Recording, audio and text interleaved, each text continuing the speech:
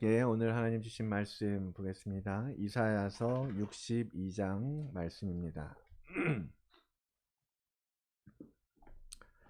이사야서 62장 1절로 5절까지의 말씀입니다. 구약 성경 1043쪽 44쪽입니다. 구약 성경 1043쪽 이사야서 62장 1절로 5절까지의 말씀, 우리 한 목소리로 함께 읽겠습니다. 나는 시온의 의가 빛같이 예루살렘의 구원이 햇불같이 나타나도록 시온을 위하여 잠잠하지 아니하며 예루살렘을 위하여 쉬지 아니할 것인즉 이방 나라들이 내 공의를 뭇 왕이 다 내 영광을 볼 것이요 너는 여호와의 입으로 정하실 새 이름으로 일컬음이 될 것이며 너는 또 여호와의 손에 아름다운 관 내 하나님의 손의 왕관이 될 것이라. 다시는 너를 버림받은 자라 부르지 아니하며 다시는 내 땅을 황무지라 부르지 아니하고 오직 너를 헵시바라 하며 내 땅을 뷸라라 하리니 이는 여호와께서 너를 기뻐하실 것이며 내 땅이 결혼한 것처럼 될 것임이라. 마치 청년이 처녀와 결혼함 같이 내 아들들이 너를 취하겠고 신랑이 신부를 기뻐함 같이 내 하나님이 너를 기뻐하시리라. 아멘. 다시 한번 기도하겠습니다. 주님 감사합니다. 거룩한 주의 날 하나님 우리의 신부됨을 다시 생각하게 하시고 주님의 말씀 앞에서 하나님의 그 사랑의 메시지를 들려주시니 감사합니다. 이 시간 듣는 저희들의 마음 속에 하나님의 말씀이 하나님의 음성이 들려지게 하시고 하나님의 마음이 전달되게 이 시간 우리 가운데 임재하여 주시며 성령님 귀를 열어 주시옵소서. 성령님 말씀이 풀려지는 은혜를 허락하여 주시옵소서.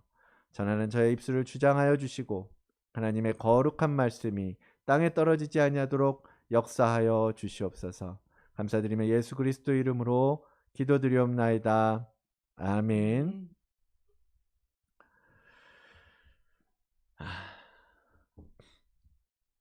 또 한 주간 잘 지내셨습니까? 하나님 아버지와 주 예수 그리스도로부터 은혜와 평강이 여러분의 가정과 삶 가운데 언제나 함께 하시기를 주의 이름으로 축원을 드립니다. 이 시간 헵시바여 하는 제목으로 또 하나님의 말씀을 나누기를 원합니다.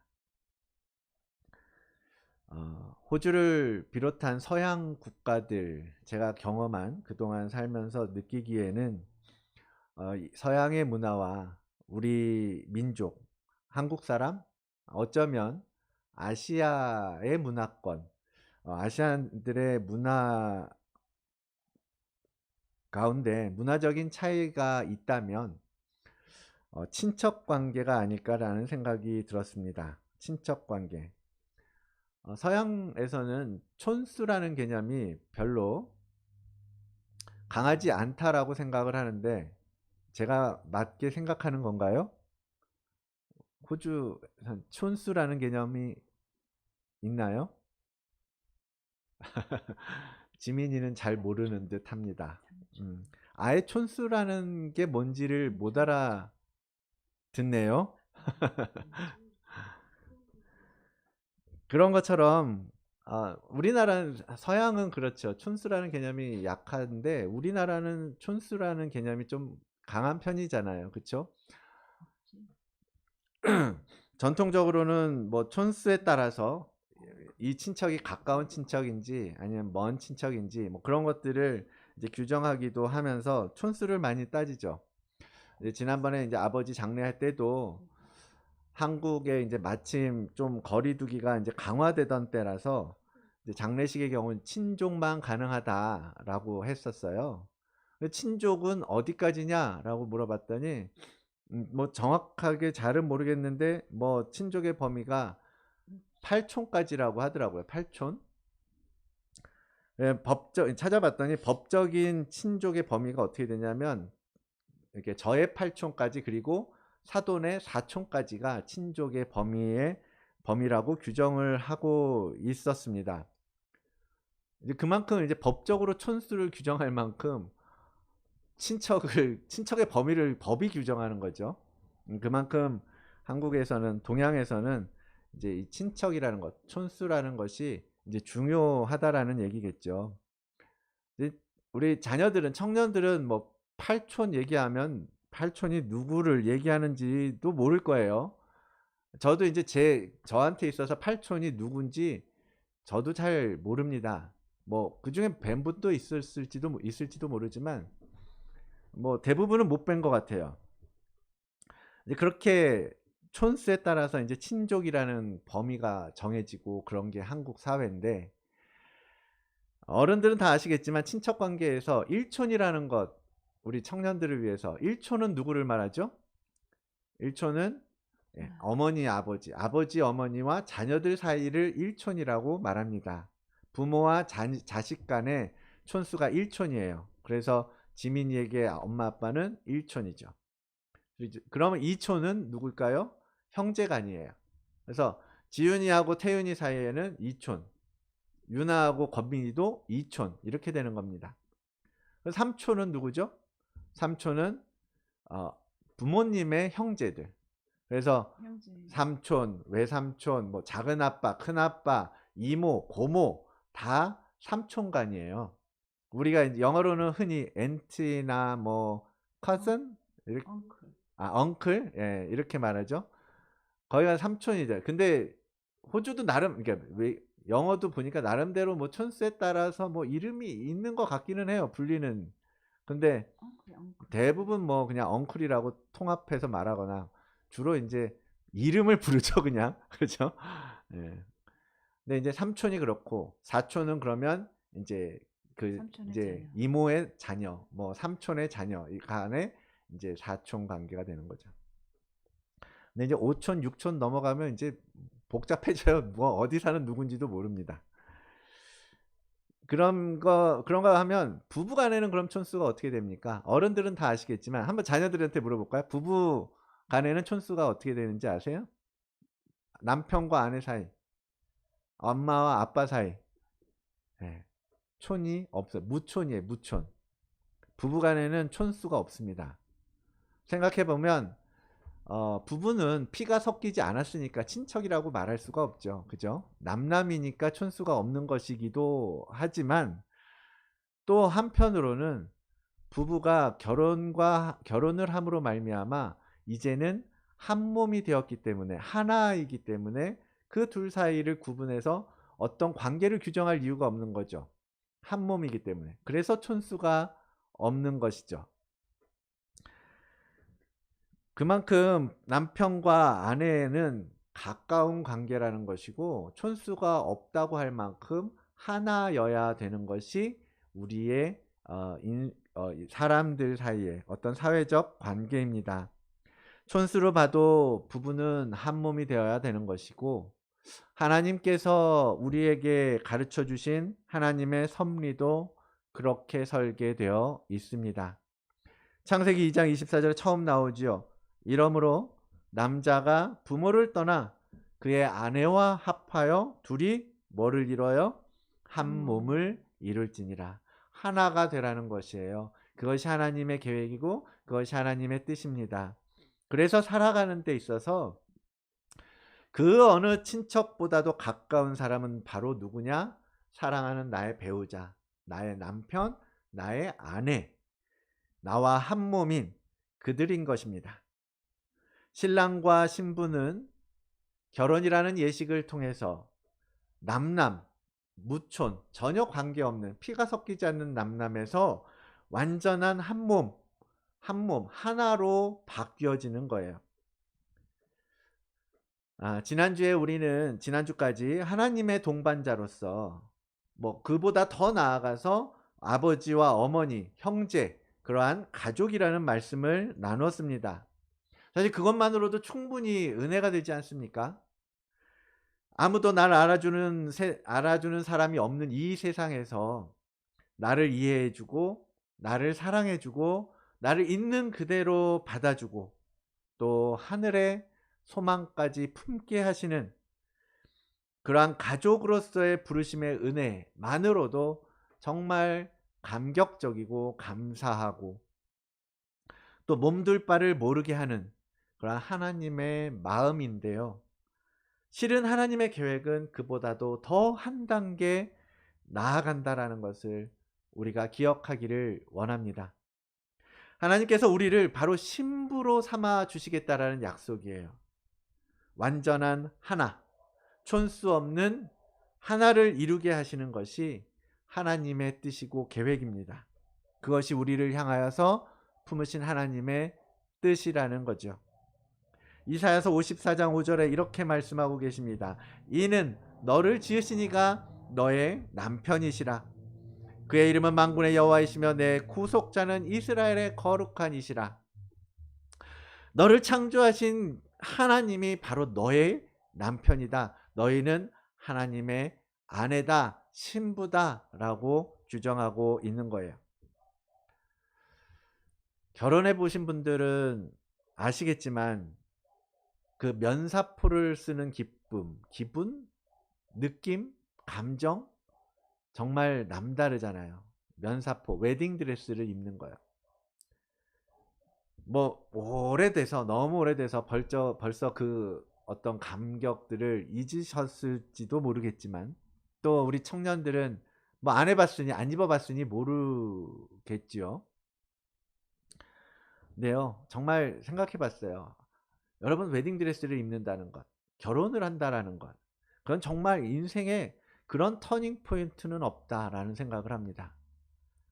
뭐 영적인 관점이 아니더라도요. 사회적으로도 인간적으로도 그렇죠. 좋은 의미든 나쁜 의미든 결혼이라는 것은 신성한 절차이고요.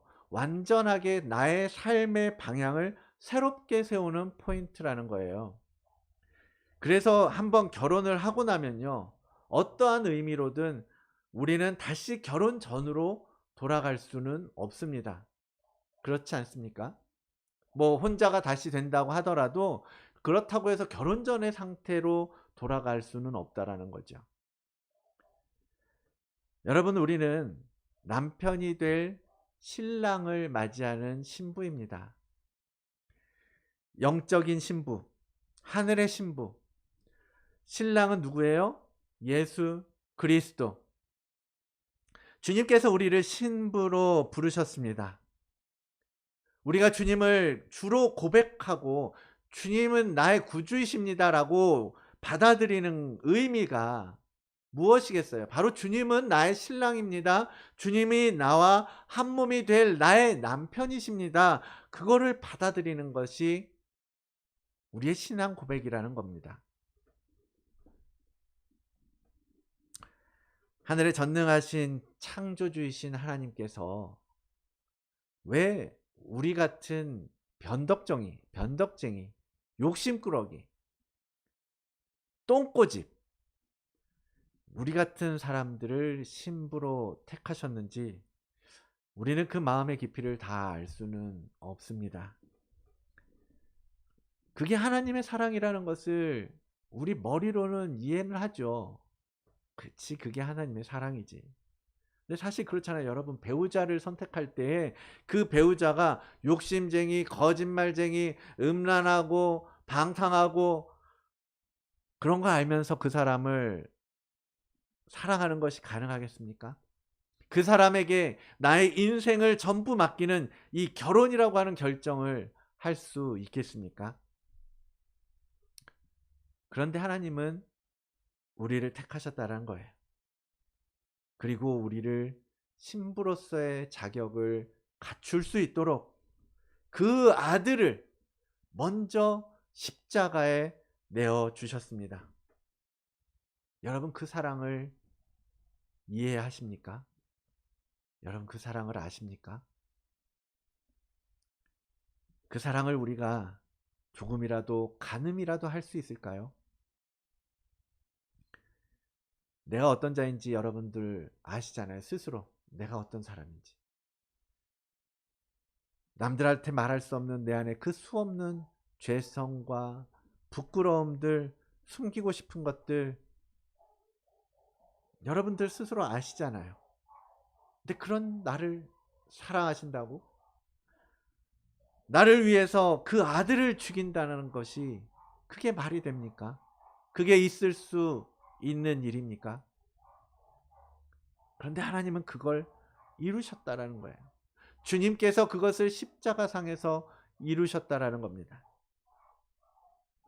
그것이 바로 하나님의 무한한, 정말 조건 없는 무조건적인 선택이요 불가항력적인 은혜다라고 그래서 칼빈은 고백하고 있는 것입니다. 가족 중에서도 촌수가 없는 관계인 부부의 관계로 부르신 하나님께 영광과 찬송을 올려드릴 수밖에 없는 거예요. 여러분, 성경 곳곳에는 하나님의 그러한 사랑의 고백, 주님의 연애 편지가 기록되어 있습니다. 오늘 본문의 5절 말씀도 그거죠. 내 아들들이 너를 취하겠고 신랑이 신부를 기뻐함 같이 내 하나님이 너를 기뻐하시리라. 내 하나님이 너를 기뻐하시리라. 하나님이 나를 기뻐하신다고 말씀하십니다. 신랑이 신부를 기뻐함 같이 너를 기뻐하시리라. 하나님의 이 고백 앞에서요, 아무 감정이 들지 않는다면 여러분 그것을 어떻게 설명할 수 있겠습니까? 하나님께서, 천하의 하나님께서 우리를 향하여, 여러분을 향하여, 나를 향하여서 신부를 맞이하는 그 신랑의 두근거리는 마음으로 나를 기뻐하시겠다라고 하는데, 신부는 뜨뜻미지근하게 그래 나도 너 사랑해 라고 반응할 수 있겠습니까? 신랑을 앞두고 신부의 가슴은 두근거리고 콩닥거리고 가슴 뛰는 게 정상 아니겠습니까? 신부를 기다리는 신랑이 설레이는 것처럼 신랑하고 똑같이 신부도 가슴이 벅차오르잖아요. 여러분, 그때 그 설레임, 그 자리에 섰던 그때의 느낌들 기억하십니까? 생각나십니까? 왜 주님의 신부로서 가슴이 뛰는지 여러분 아세요? 오늘 4절의 말씀에 이렇게 말씀하십니다. 다시는 너를 버림받은 자라 부르지 아니하며 다시는 내 땅을 황무지라 부르지 아니하고 오직 너를 헵시바라 하며 내 땅을 뷸라라 하리니 이는 여호와께서 너를 기뻐하실 것이며 내 땅이 결혼한 것처럼 될 것임이라. 아멘. 이 말씀이 신부된 우리를 어떻게 가슴 뛰게 하시는지 여러분 한번 들어보십시오. 먼저 주님은 지금까지의 우리의 이름을 바꾸시겠다고 말씀하십니다.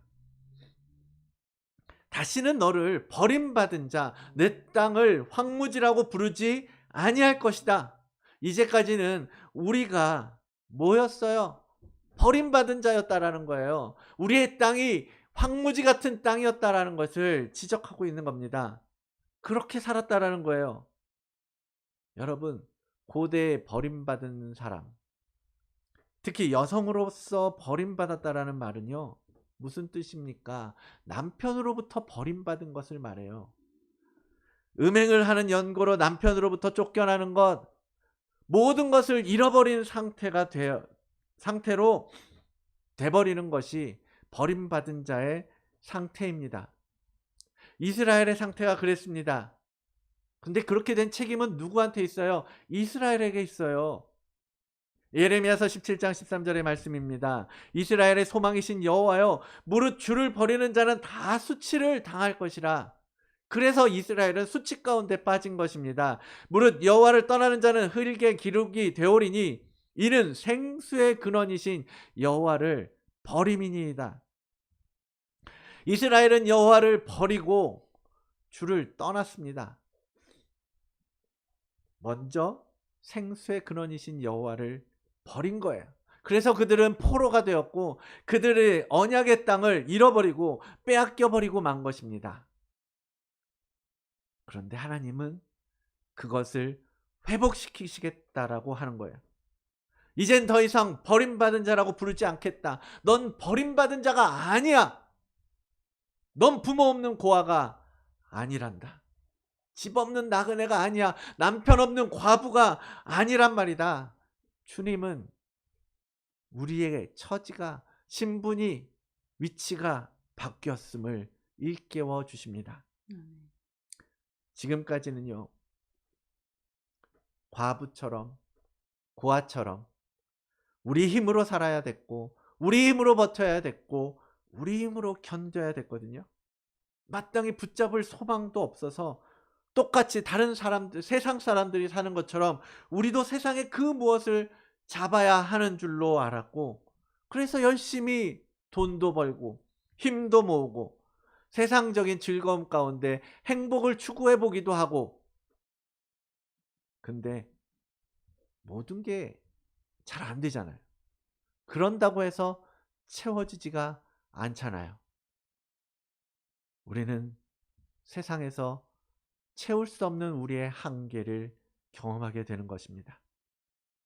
그런 저희들을, 그런 나를 주님이 신부로 택하시고 이제 그렇게 버림받은 자로 살지 않아도 돼, 내게 말씀해 주시는 것입니다.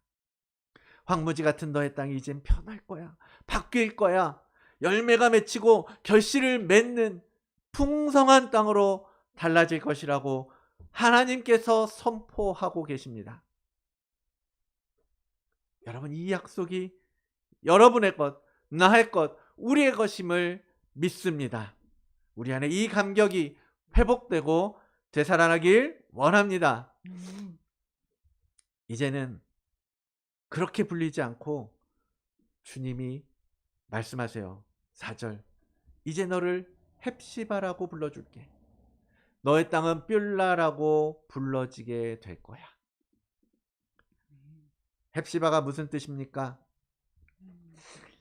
문자적으로는 나의 기쁨이 그녀 안에 있다, 이런 의미예요. 내 기쁨이 너의 안에 있다.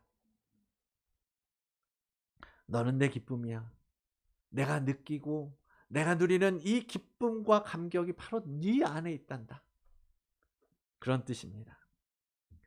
우리가 바로 하나님의 기쁨의 대상이요, 그 근원이 되는 것입니다. 원래 버림받은 자와 같은 우리가 어떻게 하나님의 기쁨이 되는 헵시바가 될 수 있겠습니까? 근데 하나님이 친히 그렇게 이루어가고 계십니다. 이 땅에서 우리를 헵시바로 빚어 가신다라는 거예요. 하나님의 은혜가 덧입혀지고 그리스도의 그 십자가 보혈이 우리 위에 흐르면서 모든 슬픔이 변하여 기쁨이 되고 죄가 변하여 화관이 되는 감격을 우리에게 부어주고 계십니다. 너는 여호와의 손에 아름다운 관이 될 거야. 너는 내 하나님의 손에 왕관이 될 거야. 아름답고 고귀한 왕관과 같은 존재. 그래서 헵시바라고 부를 거야. 그와 함께 우리가 사는 땅은 뷸라라고 불리게 될 것이라고 하십니다. 뷸라라는 말은 무슨 뜻이냐면 결혼한 여자라는 말이에요. 누구와 결혼한 거예요? 하나님과 언약을 맺은 겁니다. 혼인의 약속을 한 거예요. 이스라엘이 그랬잖아요. 하나님과 언약을 맺은 백성이잖아요. 그 언약이 지금도 유효하고 지금까지 우리가 그 언약을 제대로 행하고 지키지 못했음에도 불구하고 하나님께서 친히 그 약속, 그 언약을 이루시고 만들어가면서 다시금 그 땅을 바꾸어 내시겠다고 하는 선언입니다. 우리와의 결혼을 통하여서 땅을 회복하고 신분을 회복하고 우리를 신부의 자리에 앉혀주시겠다라고 하십니다. 헵시바와 뷸라, 이렇게 하나님은 우리에게 새 이름을 주시고 새 이름으로 불러주십니다. 그게 2절에 나온 말씀이잖아요. 이방 나라들이 내 공의를 뭇 왕이 다 내 영광을 볼 것이요 너는 여호와의 입으로 정하실 새 이름으로 일컬음이 될 것이며 여호와의 입으로 정하실 그 새 이름으로 이젠 불려지게 된다. 그렇게 너희는 불려질 것이다. 헵시바 내 안에 하나님의 기쁨이 내 안에 있다라고 하는 헵시바로 불려지고 결혼한 여자 분명히 신랑이 있는 남편이 있는 결혼한 여자 뷸라라고 불릴 것이다. 하나님께서 이름을 바꾸어 불러주시는 것은 굉장히 큰 의미가 있습니다. 성경에서 하나님께서 직접 이름을 바꾸어 주신 사례들이 몇 번 있죠. 뭐 아브라함과 사례, 그죠? 아브라함은 열국의 아버지라는 의미의 아브라함으로 바꿔주셨고 사례는 열국의 어미가 되라고 사라라고 불러주셨습니다. 야곱은 어떤가요? 창세기 32장 28절 그가 이르되 내 이름을 다시는 야곱이라 부를 것이 아니요 이스라엘이라 부를 것이니 이는 내가 하나님과 및 사람들과 겨루어 이겼음이니라. 엄청 영광스러운 이름 아닙니까? 하나님과 겨루어 이긴 사람 이스라엘. 원래 히브리어에서 하나님은요 주어로만 사용되는 단어라 그래요. 사실 하나님이라는 말을 막 꺼내지도 못했었죠. 그래서 이 하나님과 겨루어 이겼다라는 말은요 하나님을 이겼다라는 뜻이라기보다 하나님께서 야곱으로 하여금 이기게 하시는 축복을 의미하는 거예요. 야곱의 그 열심과 그 열정, 나를 축복하소서, 축복하기 전에는 내가 당신을 보내주지 못하겠습니다 라고 하는 그 야곱의 열심과 열정들을 하나님이 오케이 하고 인정해 주셨다라는 거예요. 여러분 자녀들이 어렸을 때 조그마할 때 멋모르고 아빠한테 막 덤비고 장난치던 기억 다들 있지 않으십니까? 그러면 아빠가 아이들이 까불고 덤빈다고 아이들을 완전히 확 눌러가지고 숨도 못 쉬게 그렇게 만들기도 하죠 가끔. 그러나 보통은 그렇지 않잖아요. 그렇죠? 그렇게 막 자녀들 억압하지 않잖아요. 아이들이 이렇게 막 힘을 다해서 아빠를 넘어뜨리려고 하고 막 힘줘서 막 이렇게 덤비고 까불면 그냥 아이고 내가 힘을 못 쓰겠네 하면서 져주기도 하고 뭐 이렇게 덜퍼덕 뒤로 넘어져 주기도 하고 그러면서 아빠가 졌네. 아이고 우리 지민이 언제 이렇게 힘이 세졌어? 막 이러면서 그게 아빠의 마음이잖아요. 왜? 아이의 열심이 너무 예쁘고 아이의 그 노력이 기특하고 가상하고 그렇죠. 하나님은 그렇게 야곱을 인정해 주신 겁니다. 그런데요. 야곱이 하나님의 사람과 겨루어서 그 이스라엘이라는 이름을 얻었지만 완전히 그 이름이 확정된 것은 창세기 35장에 가서입니다. 35장 10절에 이렇게 말합니다. 하나님이 그에게 이르시되 내 이름이 야곱이지만은 내 이름을 다시는 야곱이라고 부르지 않겠고 이스라엘이 내 이름이 되리라. 그가 그의 이름을 이스라엘이라 부르시고 오늘 본문의 구절하고 흡사하지 않습니까? 야곱이라는 이름은 하나님에 맞서고 버림받은 자와 같이 고생하던 이름이라면 이스라엘이라는 이름은 이제 하나님을 이기게 하는 이름이요 영원히 하나님의 백성으로서 하나님과의 언약을 맺은 이름이에요. 이제 하나님께서 그를 이스라엘이라고 부르기 시작하신 것입니다. 야곱이 이스라엘로서 확정될 수 있었던 것은요 그가 전적으로 하나님을 믿기 시작했기 때문이에요. 그가 외삼촌 라반의 집에서 떠나서 지금 가나안 땅으로 가는 장면이거든요. 35장.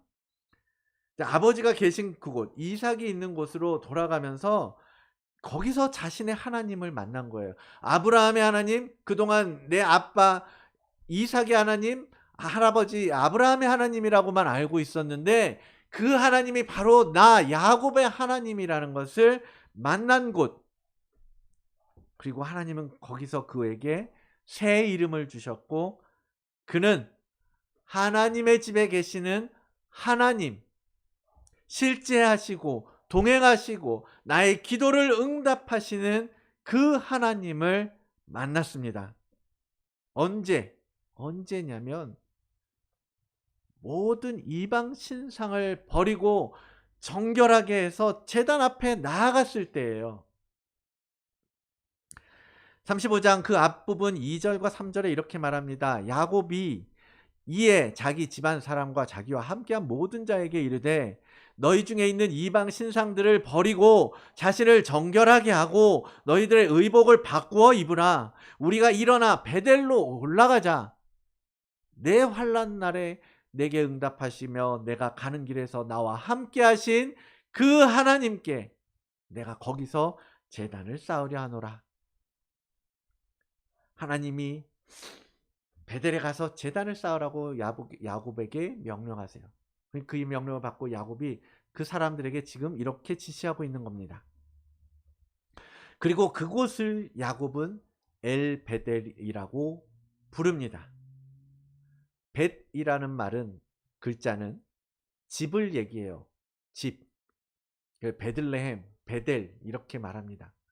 엘은 뭐냐면 하나님을 말해요.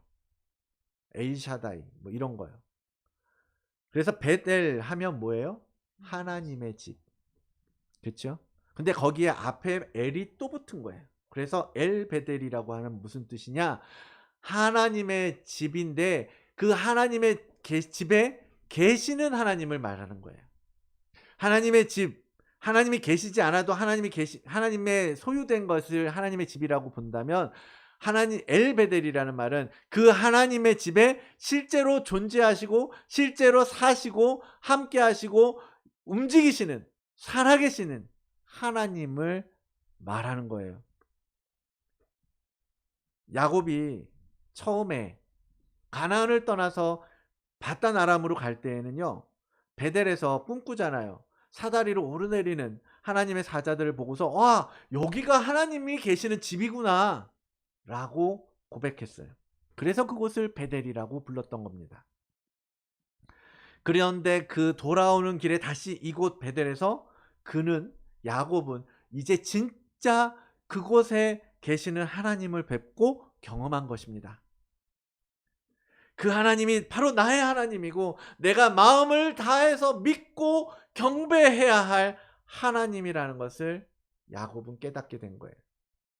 그러면서 이제 베델에 엘을 덧붙여서 엘베델, 하나님의 집에 실제로 계시는 하나님이라고 고백할 수 있게 된 것입니다. 갈 때만 해도 긴가민가 했죠.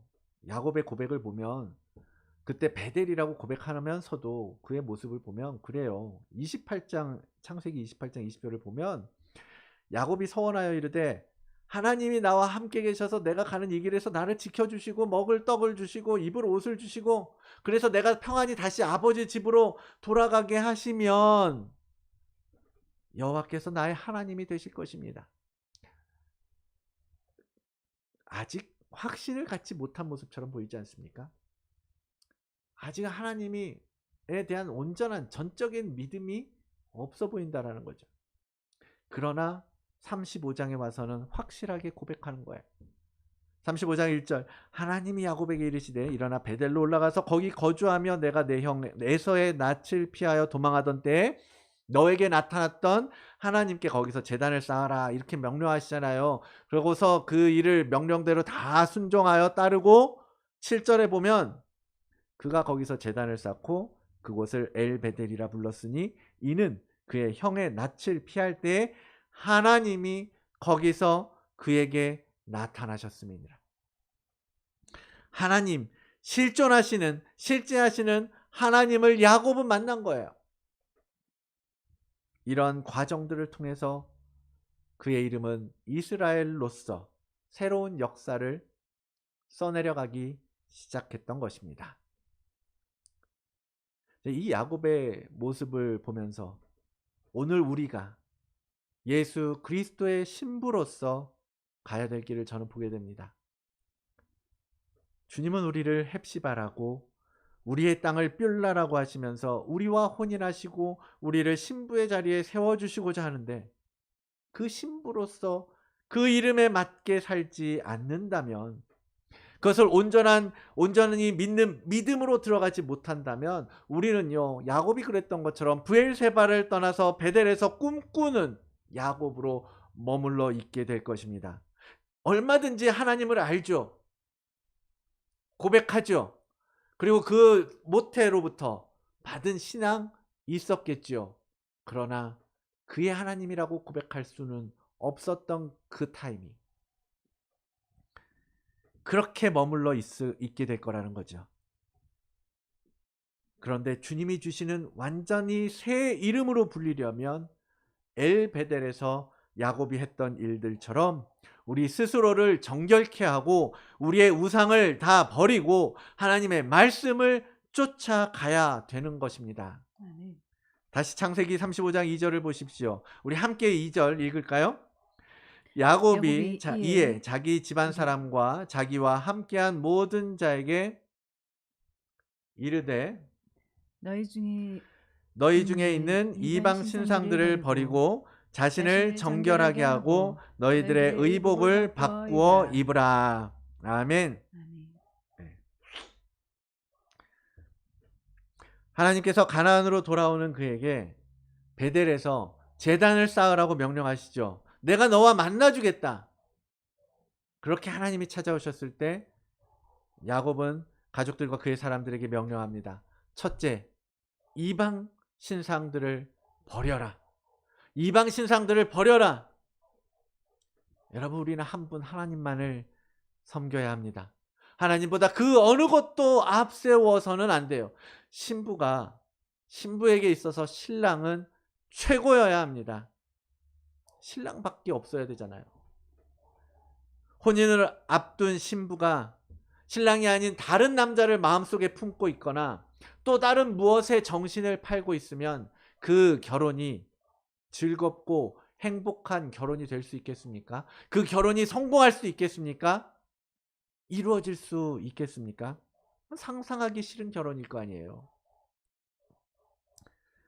우리의 마음을 차지하고 있는 하나님보다 앞선 모든 것들을 버려야 한다라는 거예요. 둘째, 자신을 정결하게 하라. 무슨 말입니까? 회개. 우리가 정결케 되는 방법은 하나, 예수 그리스도의 죽으심에 합하여 우리의 죄에서 돌이키는 거예요. 유대 결혼 풍습이 그랬어요. 소위 약혼식, 이제 결혼하기로 약속을 하고 나면요, 신랑은 다시 자기의 집으로 돌아갑니다.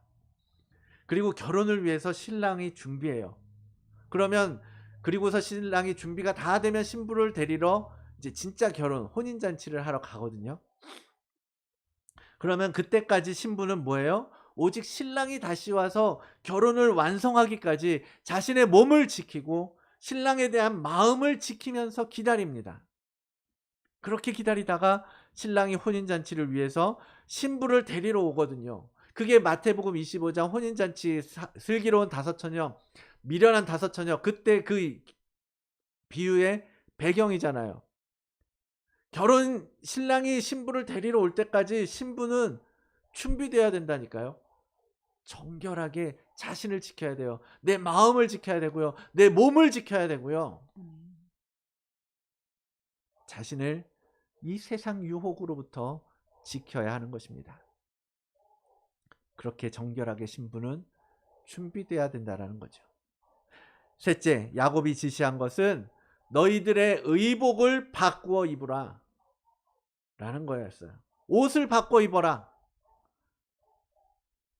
당연히 의의 옷으로 갈아입어야죠. 죄의 옷을 벗고 예수 그리스도의 의의 옷을 입어야 하는 것 아니겠습니까? 옛 자아의 옷을 벗어야 돼요. 거듭난 새롭게 된 피조물의 옷을 입는 겁니다. 혼인잔치에서 예복을 제대로 입지 않은 사람은 어떻게 됩니까? 쫓겨나잖아요. 쫓겨나서 어둠 속에서 슬피 울며 이를 갈 것이라고 말씀하시잖아요. 드레스 코드가 맞아야 파티에 들어갈 수 있습니다. 신부가 신부의 예복을 입어야지 평상복 입고 잠옷 입고 막노동하던 일 유니폼 입고 그렇게 혼인식을 치를 수는 없는 것 아니겠습니까? 신부로서 신랑이 준비해주는 옷을 입어야죠. 예수 그리스도께서 그것을 위해서 피 흘려 주셨습니다. 우리는 그분의 그 보혈의 옷을 입고 잔치에 나아가야 합니다. 그것이 하나님께서 원하시는 복장이에요. 그것이 천국에 들어가기 위한 드레스 코드입니다. 그리고 마지막으로 베델로 올라가는 거예요. 하나님의 집. 하나님이 계시는 그곳에서 제단을 쌓습니다. 예배를 드립니다. 신랑을 맞을 준비를 합니다. 그것이 바로 신부가 해야 될 준비이고 차세입니다. 주님이 주신 새 이름에 걸맞는 신부로서의 삶인 거예요. 우리를 헵시바요, 뷸라라고 부르시는 그 하나님의 은혜.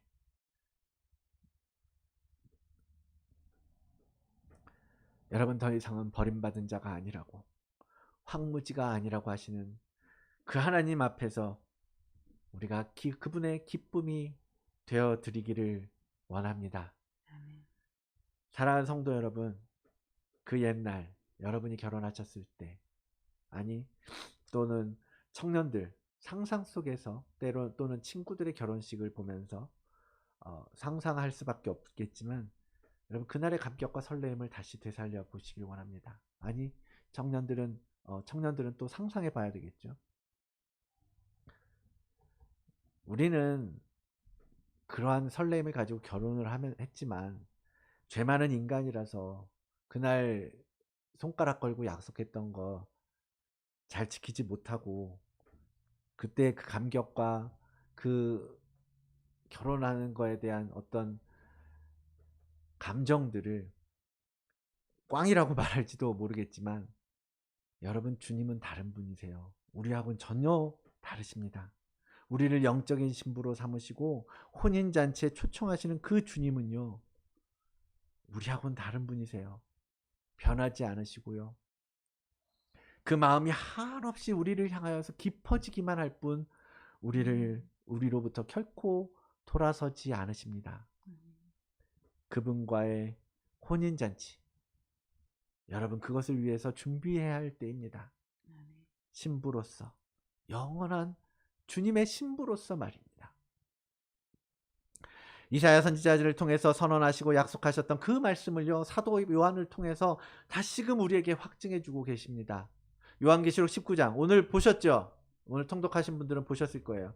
우리 함께 19장 6절로 8절 말씀 같이 읽겠습니다.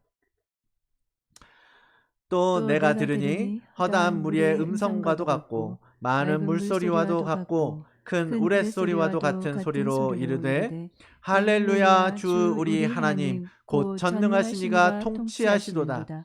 우리가 즐거워하고 크게 기뻐하며 그에게 영광을 돌리세. 어린 양의 혼인 기약이 이르렀고 그의 아내가 자신을 준비하였으므로 그에게 빛나고 깨끗한 세마포 옷을 입도록 허락하셨으니 이 세마포 성도들의 옳은 행실이로다 하더라. 아멘. 마지막 때에 하나님께서 우리에게 품으신 그분의 섭리와 경륜, 예정이 있어요. 그것은 우리를 신부로서 부르시는 것이고 우리가 신부로서 준비되는 것입니다. 그리고 영원한 동반, 아니 하나로 완전한 연합, 그렇게 연합되어서 영원한 하나님의 나라에서 사는 것이 바로 하나님 아버지께서 계획하신 꿈이에요. 우리는 이 시대를 살면서 그 마지막 때를 준비해야 합니다. 그 아내가 자신을 준비하였으므로 주어지는 그 혼인잔치.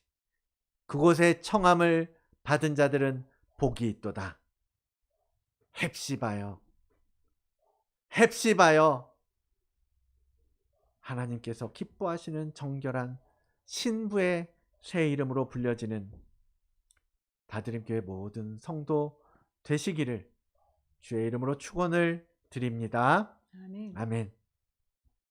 하나님의 우리를 향한 마음, 스바냐 3장의 말씀으로 마무리할게요. 스바냐 3장 14절로 17절의 말씀입니다.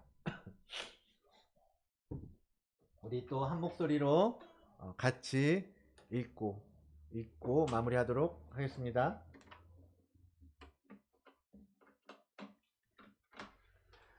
시온에 따라 노래할지어다. 이스라엘아 기쁘게 부를지어다. 예루살렘 따라 전심으로 기뻐하며 즐거워할지어다. 여호와가 내 형벌을 제거하였고 내 원수를 쫓아냈으며 이스라엘 왕 여호와가 내 가운데 계시니 내가 다시는 화를 당할까 두려워하지 아니할 것이라. 그날에 사람이 예루살렘에 이르기를 두려워하지 말라. 시온아 내 손을 늘어뜨리지 말라. 너의 하나님 여호와가 너의 가운데 계시니 그는 구원을 베푸실 전능자이시라.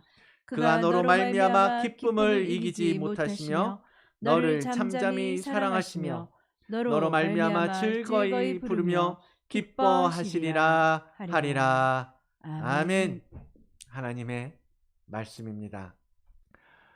이제는 신랑 되신 예수 그리스도의 한없는 은혜와 아들을 통하여 그 사랑을 보이시고 지금도 베풀어 주시는 하나님 아버지의 그 다함없는 사랑과 우리와 함께 하시며 우리의 영을 주께로 인도하시는 성령님의 교통하심의 역사가 오늘 정결한 신부가 되어 그리스도의 기쁨이 되기를 사모하며 새 이름으로 이 땅에서 살기를 결단하는 다드림교회의 모든 성도들과 또한 함께 예배하는 모든 주의 자녀들 머리 위에 그리고 그 모든 자들의 가정 위에 또한 이 땅 호주와 우리 조국 대한민국 위에 이제로부터 영원히 함께 있을지어다.